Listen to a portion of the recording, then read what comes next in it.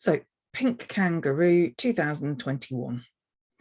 Each of the numbers m and n is the square of an integer. The difference m subtract n is a prime number. Which of the following could be n? Now, it's important in this question that you know that these are the possible answers, and we'll come to this at the end of the question.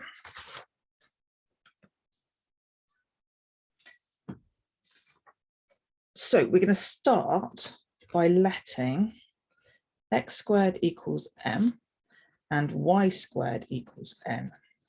We know that n minus n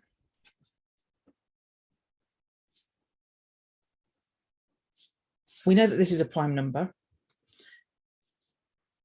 We also know, based on what we've got above, that we can say that this is true.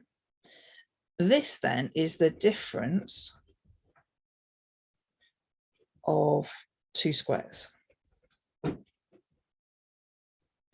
Now, if you didn't know this already, when you've got the difference of two squares, it's very straightforward to factorize, because this is just going to equal two brackets, x here, y here. And you put a positive and a negative, or a negative and positive.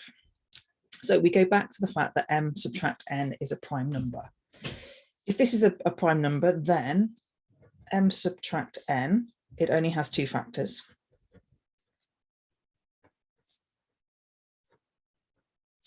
One. Okay. If it only has two factors, then either x plus y or x subtract y has to equal 1.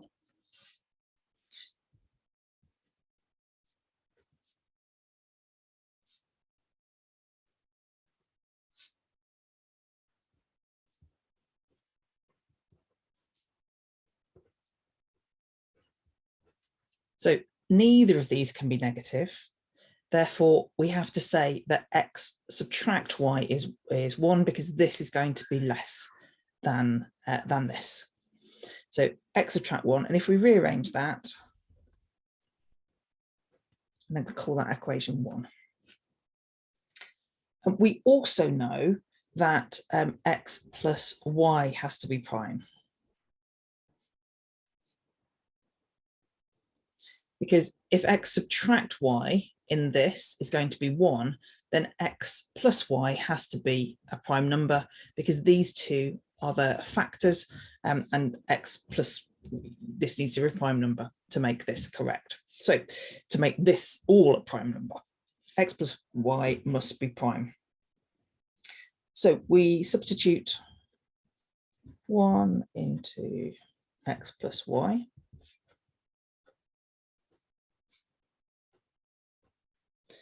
And this must be prime. So this must be prime, because this is prime. So what we have then, and the bit that I got stuck on, so I had to look at the answers at this point, is that the possible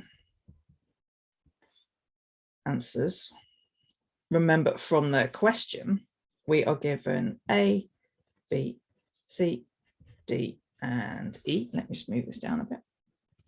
So the possible answers are n equals 100, 144, 256, 900, and 10,000. So just to go back, those are the possible answers that are listed here. And if n is these, then y is going to be the square root.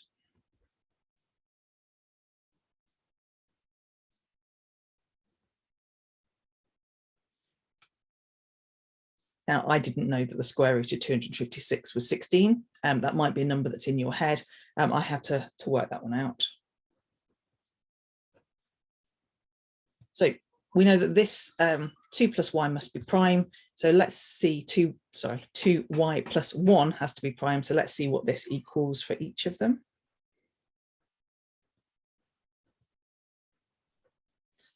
This is divisible by 3.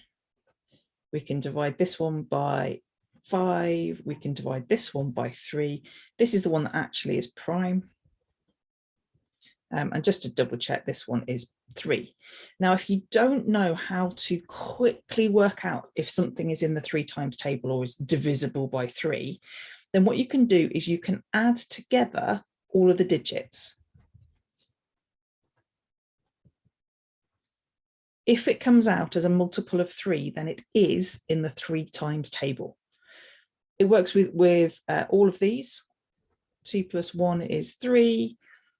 3 plus 3 is 6. 6 is in the 3 times table, and you will find every number that's in the 3 times table that's a multiple of 3. Always, when you add the digits, you get this to be a multiple of 3.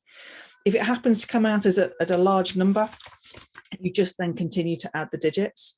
So if it came out as 12, for instance, you can still add the digits 1 and 2 to make 3, and you'll always end up with ultimately a 3, a 6, or a 9.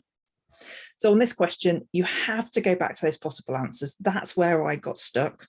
You work out what y is, you work out what 2y plus 1 is, and then you know that the answer has to be prime.